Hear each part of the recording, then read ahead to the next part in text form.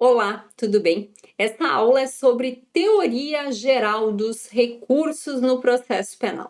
A gente vai começar falando sobre algumas noções introdutórias. Primeiro, para que serve um recurso no processo penal? De uma forma bem ampla, a gente pode dizer que os recursos servem para reexaminar, para invalidar, para reformar, para aclarar ou para confirmar uma decisão judicial. A gente fala que eles decorrem do princípio constitucional implícito, que é o princípio do duplo grau de jurisdição. Expressamente, esse princípio não consta lá na Constituição, mas pela estrutura do judiciário, a gente consegue inferir que a Constituição garante o direito ao recurso.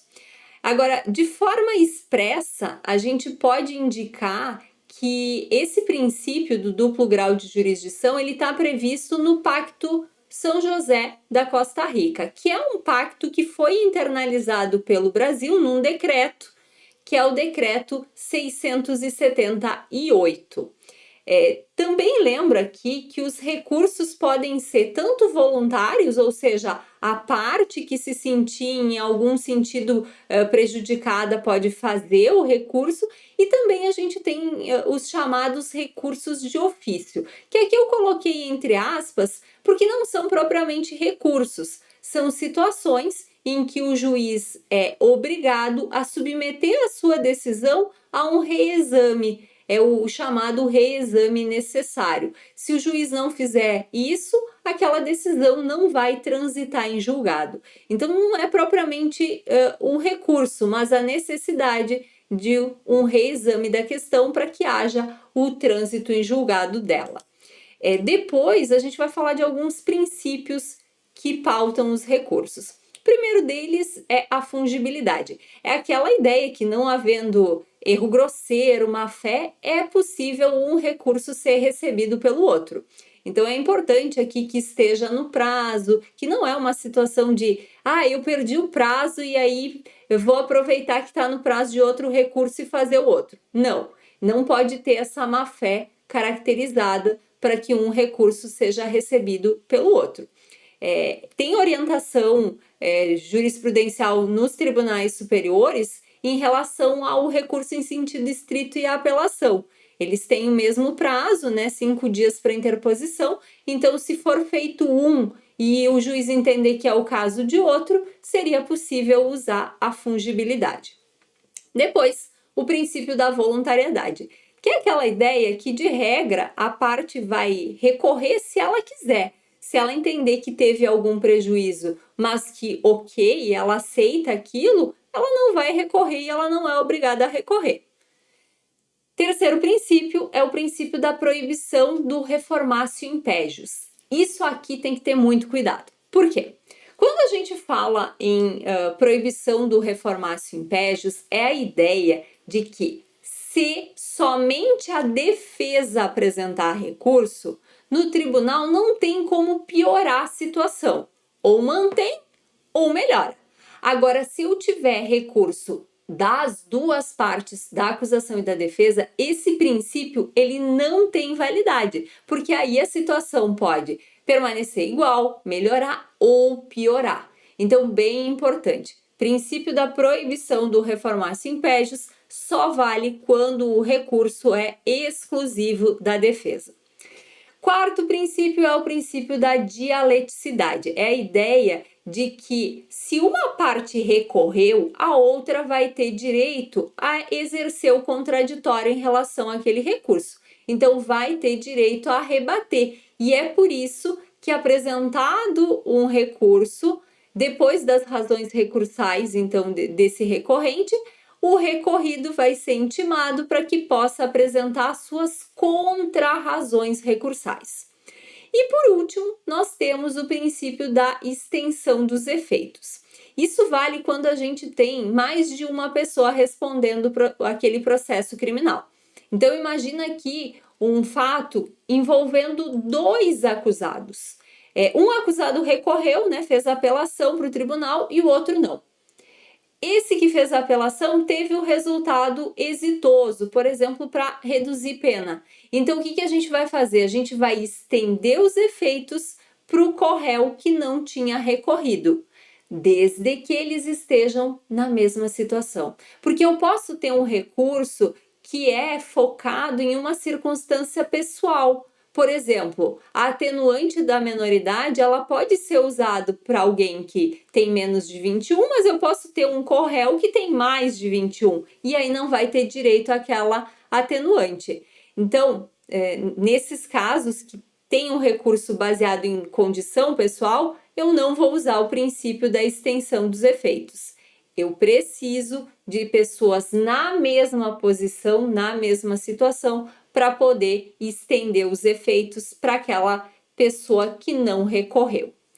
Depois disso, a gente vai falar sobre os requisitos. Então, primeiro, o recurso tem que ser cabível. Eu vou ter que encontrar lá a hipótese legal, né, o artigo, inciso, eventual alínea, em que tem a previsão legal e a partir de um fato do mundo que se enquadra naquela hipótese legal, eu vou verificar o cabimento.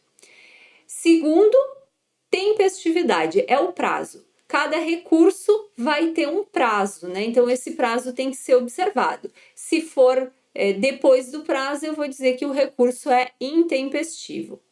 Forma. Vai ter recursos que permitem a interposição não só por petição, mas também por termo nos autos. Então, o próprio acusado pode fazer interposição. Exemplo disso na apelação.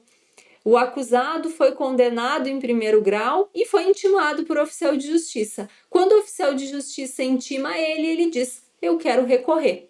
E aí, o oficial de justiça pegaria, então, um termo e já preencheria os dados desse acusado, dizendo que ele deseja apresentar a apelação. E esse documento já é a interposição. Então, a forma pode ser tanto a forma tradicional por petição, quanto esse termo que eu acabei de mencionar. Quarto requisito é o preparo. Lembrem que o serviço do judiciário é um serviço e ele é remunerado. Então, de regra, quando eu vou entrar com ação, quando eu vou fazer recurso, eu vou ter que recolher as custas devidas. Se o sujeito tiver gratuidade de justiça, ele não vai precisar fazer esse recolhimento. Mas se ele não tiver, ele tem que recolher. E é isso que a gente chama de preparo. Esse recolhimento do valor, agora aqui, né, no caso, para fazer o recurso. E por último, a gente tem a legitimidade. Para poder recorrer, eu preciso demonstrar que eu tive algum tipo de prejuízo, seja ele o menor que for, mas eu tenho que demonstrar algum tipo de prejuízo. E eu tenho que ser parte aí do processo, né? O assistente de acusação, ou acusado, ou Ministério Público, caso contrário, vai me faltar a legitimidade. Em relação aos efeitos dos recursos, todo recurso tem o efeito devolutivo, que é devolver para o judiciário a apreciação daquela matéria, daquela questão. Agora, suspensivo, que é suspender a decisão atacada, nem todo recurso tem. Às vezes eu posso fazer o recurso e pedir de forma adicional que seja posto o efeito suspensivo, e aí justifico por que a decisão não pode ser cumprida imediatamente, que ela tem que se manter aí parada, né, suspensa até a apreciação do recurso. Terceiro efeito, regressivo. Aqui a gente vai falar em recursos específicos, como por exemplo, o recurso em sentido estrito e o agravo em execução. Note que quando eu faço o rese ou agravo em execução, eu faço ele endereçado para o juiz da causa e eu digo para o juiz da causa que se ele não se retratar, o recurso tem que ser remetido para o tribunal. Então, havendo retratação, a gente tem o efeito regressivo. Aqui, então, resumindo, o efeito regressivo é a retratação que o juiz faz e os exemplos que eu citei foram o rese e o agravo em execução. E o último efeito é o efeito translativo. Aqui é a possibilidade que nós temos do julgador apreciar toda a matéria que não foi objeto de preclusão. Então, vamos imaginar que numa apelação, por exemplo, o defensor tenha esquecido de alegar algo. Se for algo que não precluiu, mesmo não tendo sido alegada aquela questão pelo defensor, o tribunal pode reconhecer. E isso se dá justamente pelo efeito translativo. Com isso, a gente encerra essa aula de teoria geral dos recursos. Eu espero que você tenha aproveitado e até mais. Tchau!